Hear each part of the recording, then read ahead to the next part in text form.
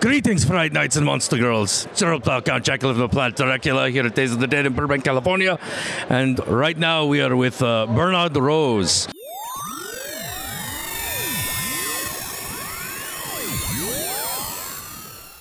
The director of the iconic film Candyman, based on Clive Barker's short story. How did you first become involved with this project? Well, I read the short story and I knew Clive socially, and I called him up and asked him if he would give me the rights to shop around, and he said yes. He very kindly said he would, as long as he could be the executive producer if I set it up. And actually I set it up at the very first place I took it to, which was Propaganda Films, and we made the film. So, what were some of the liberties that you took with the original source material? Particularly ones you were very proud of. Well, I think the story is quite short, it's quite brief, and it was set in Liverpool, which was Clive's hometown, and we changed the setting to Chicago in the USA, and when we did that, I went to Chicago and I researched housing projects in Chicago, and I came across the notorious Cabrini Green housing development. And then, of course, Candyman became an African American, so that gave the whole film a very different tone to the way the original story was, which was basically about, poor Liverpudlians in housing projects. So, in that sense, I think it added a dimension, and it made the story quite a lot richer, which was very beneficial. Yes, I would have to agree. Actually, bringing it to America and adding the American racial tension aspect really brought something to that story, I think. Although I think it's also fair to say, as much as it's about racial tension, it's more about poverty than it is about race. Because if you think about it, in the film there are black middle-class characters, like her friend, and it's still the divide between Virginia's friend, played by Casey Lemons, and the women who are living in the projects is as great as any racial divide. But yes, I think it definitely added that aspect. Yeah, I think it's the sort of ghosts and sins of the past, being the sins of slavery and segregation, is being something that would boil back up and come back to haunt people. I think definitely added something. That's agreed. Now, did you actually film in Cabrini Green? We did, but the majority of the film was actually done on a set in Los Angeles. But we did exteriors there for a couple of days. But if you look at the film, when they're going up the stairwell, the first two flights are on the location, and then when they hit the landing, it's the set. The set designer really, I think, outdid themselves when they recreated the sets. It's an exact recreation. So Tony Todd said that it was your insistence that he be in the film, that he play the role. Yes. Well, absolutely. I think when Tony came in, I immediately thought he was very charismatic and very imposing, and just a great actor. And we never really seriously considered anybody else. And he just sort of embodied the role, and he did such a great, indelible job. It's a big reason I think the film has lasted so well. I absolutely agree. I don't think anyone could think of anyone else is in the role of the Candyman. No, it would be very hard shoes to fill, really. Probably one of the reasons there has not really been a remake. Well, I think that's more to do with rights being bifurcated and that kind of thing. Legal issues will stop you every time. I wish they would do a remake. I would like to make the proper sequel. I never got to make the real sequel. I mean, obviously I made and wrote the first one, but then...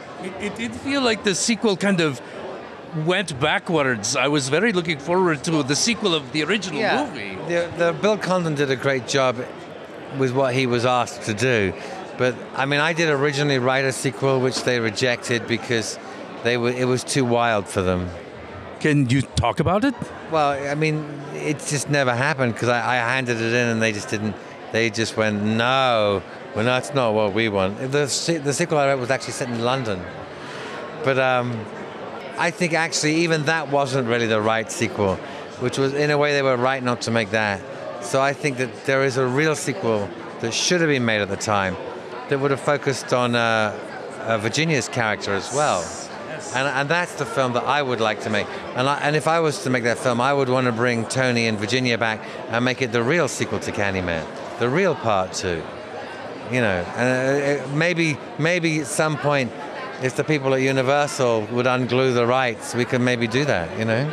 I feel like that would actually be the continuation of the love story. That's what it should be, but now they're both ghosts. Exactly. But they're in it together, you know? I'm sorry, excuse me, I need some money. I gotta get home. I lost my bus. I was at the gas station. I need to get some money because, see, I need $25 to fill up my tank. Anybody got it? You guys got filmmaking. Is this a movie? Are you guys making a motherfucking movie? What the hell is going on, man? Where the fuck you from? Huh? You from Mississippi, boy? Where you from, man?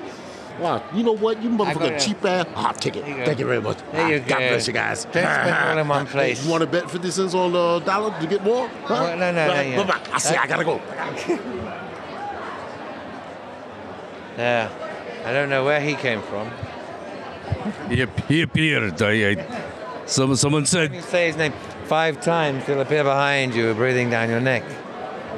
But if you have $1, now we know he'll go away.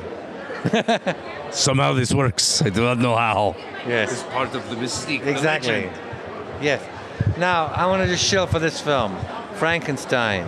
It's available now on VOD, DVD, and Blu-ray. And it's my total reworking of Frankenstein. And Tony's in it too. Tony plays the blind beggar. Is this is set in modern world? It's set in contemporary Los Angeles. And though I say, you know, we've been showing it for the last year in film festivals, horror festivals. It won at the Brussels Film Festival, Beef. It was acclaimed in Sitges and in the Morbido Film Festival. It's been all over the world, and it had been a huge critical success. Unfortunately, like so many people, we suffer from one of the lamest ass distributors on the planet. That is an infamous problem, yes. It's an infamous problem. You know, people do make creative horror films, but you can't get the distributor. The distributors, they just think that horror films means jump scares and teenagers. That's terrible. Horror film is a wonderful, rich, beautiful genre. You would think with the recent, and even when they have a recent success that proves otherwise, like The Witch. Then they tell you that's an exception. Oh, that doesn't mean anything. But when yes. Like, can we now please get back to killing teens? You know. It's like, I have no problem killing teenagers, but in a year where we have like It Follows, The Babadook, The Witch, that is not a fluke anymore. No, it's not. It's not. But you know, look, and it was a shame because the film it's got like 100% on Rotten Tomatoes, and still I couldn't get them to do. They were like, no, nobody wants to see this. It's too arty. I say, but why? Since when is art a dirty word? I have no idea. Yes, exactly. Or maybe forever, because art always seems to get the brunt of people's apathy. It always seems to be the biggest. Oh, it's arty. Yeah, I know. I think, well, that just seems wrong to me. I mean, look, yes, it's a different, very interesting and adaptation of the Mary Shelley novel in modern times, and it's very faithful to the book. And it's, you know, as much a drama as it's a horror film, but that's how it should be. I think horror films should take as much trouble with the characterization and the performances as any drama, and if you don't, then you're cheating the audience. And then, of course, you should deliver some extreme violence, which the Frankenstein does. That, I believe, is 100% the way you do it. Exactly. It should be done like that, yes. And, I mean, I love to see people opened up on film. Yeah.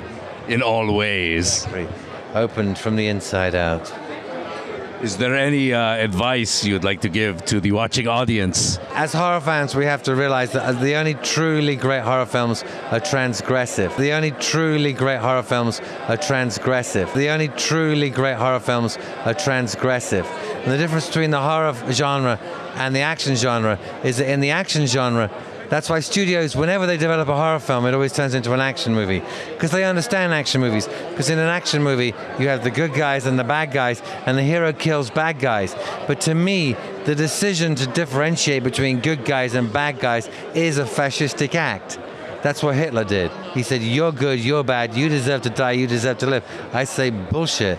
What I love about horror films is it's about the fear of being killed. So therefore, all the people, however bad, are good in the horror film. And that's why horror villains are really heroes, because they're more sinned against than sinning.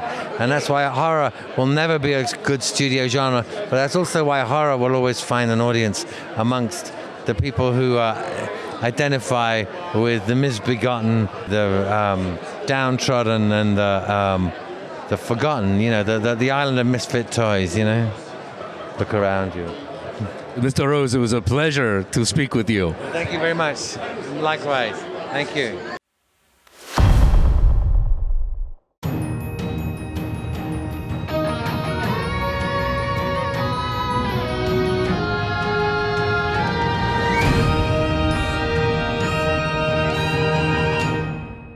The only truly great horror films are transgressive.